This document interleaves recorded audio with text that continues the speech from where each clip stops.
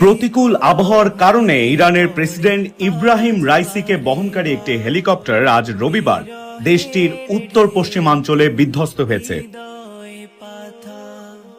প্রচণ্ড বৃষ্টির কারণে উদ্ধার কাজ ব্যাহত হচ্ছে বলেও জানা গেছে।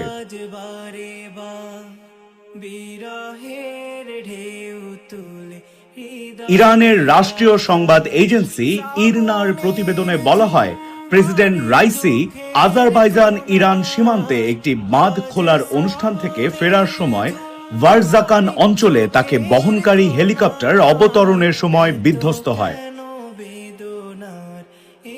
এখন প্রশ্ন উঠছে, ইব্রাহিম রাইসির মৃত্যু হলে কে হবেন ইরানের প্রেসিডেন্ট? ইব্রাহিম রাইসি 2021 সালে নির্বাচনে জয়লাভ করে ইরানের প্রেসিডেন্ট নির্বাচিত হন। 63